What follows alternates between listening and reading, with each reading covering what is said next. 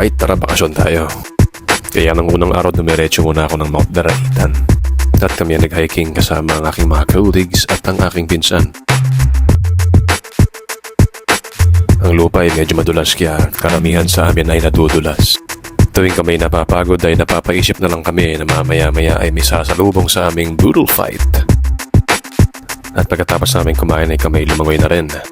At kami ay nagbihis, kumuha ng souvenir at kami ay tumawid na rin sa ilog. Ayun, nakarating na tayo ng Sentries. At bumili ako ng dolyar sa Mabini. Pag-uwi, nagayos ako ng gamit. Petsa ngayon September 26. At tayo muna kayo ng airport. Galing tayo ng Mount Daraitan kanina lang. Ngayon tayo ay dediretso ng Cebu. Punta muna ako ng 7-Eleven at nagbayad. Kumuha na rin ako ng boarding pass at nag-board na rin tayo at sumakay na ng aeroplano. I'm Mercy, your cabin crew Dory. Together with me, our cabin crew Eden, Kate, and Dashi. At nakalipas ang 1 oras, 15 minuto ay nakarating na tayo sa Cebu International Airport. Nakasigoring muna pang breakfast. Naglamirda muna ako at kinita ko ang kaibigan ko rito. At ako ay bumalik na rin pagkatapos. Dahil iniwan ko lang sa airport ang aking gadadalahan. At lalakaran natin puntang Safemore ngayon. At mag-jeep para di sayang ang pera. Dahil magpupunta tayo ng Olanggo, pinakyan ko yung jeep na may nakasulat na Enganyo at tayo nakarating na sa pier. Makalipas ang 15 minuto ay nakarating na tayo sa Olanggo. Tumakay muna ako ng tricycle, 20 lang, punta rito sa bayan. Habang ako ay naglalakad ay karabing mga tanawin ng aking mga nakita. Sa Taytayan sana tayo magkaka, kaso wala roon yung kumakabit. Dito na lang daw sabi sa akin. Habang ako ay gumagala sa isla, si Kuya ay nakakilala ko. At inikot niya ako sa isla. Pwede pa ta makalatay diha. Marine Sanctuary mo na ang inuna namin. At kasalukuyan ay low tide.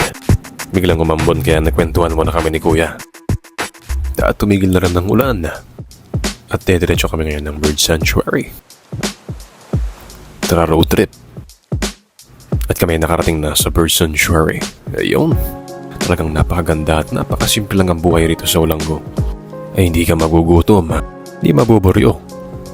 Lahat kasi ng likas na yaman ay naririto. Tara't nagpasalamat muna tayo sa Diyos dahil tayo ay nakarating ng matiwasay at sa mga mabuting taong nakikilala natin. Sige, kain muna tayo ng dinner. Sir, ano yan, sir? Ano to sir? Nilarang na ba kasi sa Olanggo? Sa Casablanca naman kami dumiretso. Taga-Nepal pala ang may-ari nito. Kaya nagka-ice cream na rin ako. At yun lang, tapos na ang pangalawang araw. Ayun, maayong adlaw. Kagigising ko lang.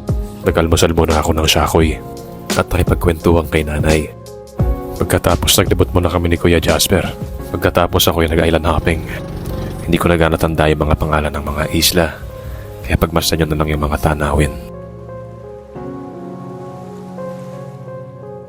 At katatapos lang namin mag-island hopping, pumingit din muna si Kuya.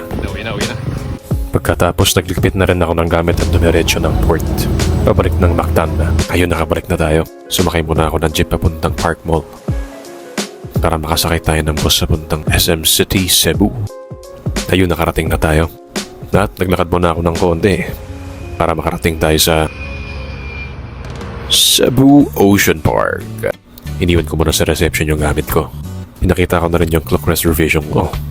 At tuluyan na rin akong pumasok. Narakaunta. Ito pala nililinis yung tangke. Naranood tayo ng bird show.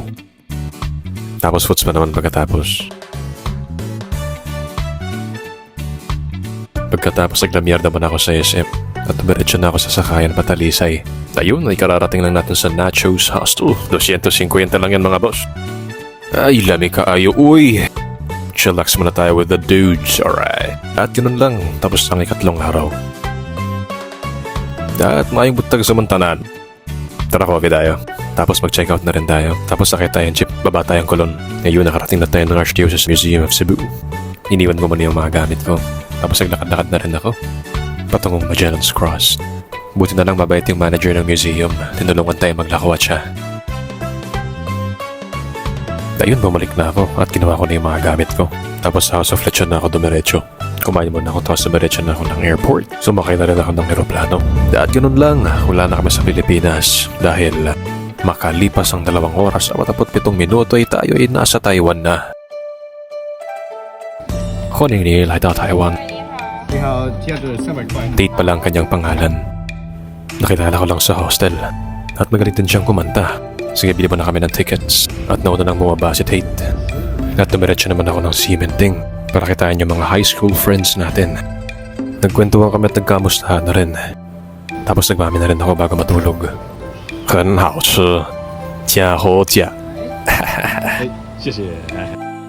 第五天开始，我们往到台北 Zoo， 才可以看到好帅和美的动物。Chinese na yun, alright. Sumakay na kami ngayon ng cable car. At nagmerienda muna kami ng konti at dumiretso na kami ng Taipei 101. Kaso kumaras muna ako sa kanila kasi napuntahan ko na. Dito na lang ako dumiretso. Sa may Siangshan Mountain nga pala yan mga kaibigan. Pagkatapos bumili na ako ng iPhone 15. Hindi, joke lang. Gumala lang at nag-dinner. Happy birthday, pre. Ganda, no? Sa may Botanical Garden nga lang yan. Ito pala yung pinaka-Harvard School nila mga kaibigan. Kain tayo. Pinakamabenta rito yung mga milk tea. Harap-harapan kasi nilang ginagawa. Pagkatapos sumingin kami ng rock formation. Tapos sa Chiufan na kami dumiretso. 先生，我们哪里了？现在哪里了？9分。我们来。哦，来，逛。 Dito na rin kami nagmerienda. Tapos sumakay na kami ng taxi puntang Sifan.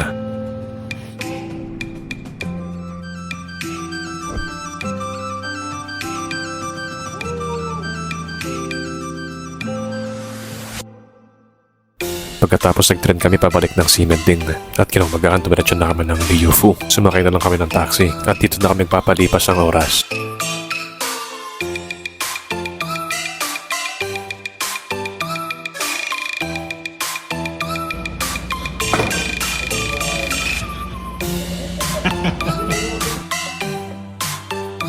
Ngayon, natapos na kami at umuwi na kami puntang cementing. 先生，你玩得开心吗？开心。Alright， ito，阿伯，喂，先生，玩得開心嗎，先生 Nagpaalam na ako sa kanila.？Chinese 101 is now. Dad, she's my client. Very nice. Dad, she's my client. Si Sona nga pala mga kaibigan. Sa hostel ko lang din nakakilala. Pagkatapos nagbus na ako puntang airport. Sarado na kasi ang MRT. Naiwan na rin ako ng early flight na puntang Maynila. Kaya sa airport na ako natulog para makasakay ng ikalawang flight. Ayun, nakasakay na tayo. At kasama natin ang mga maganda at mga kwapong mga AirAsia cabin crews. At ganun lang, wala na tayo sa Taiwan. At kararating lang natin ng Pilipinas. At sige, tara, trabaho na tayo kinabukasan.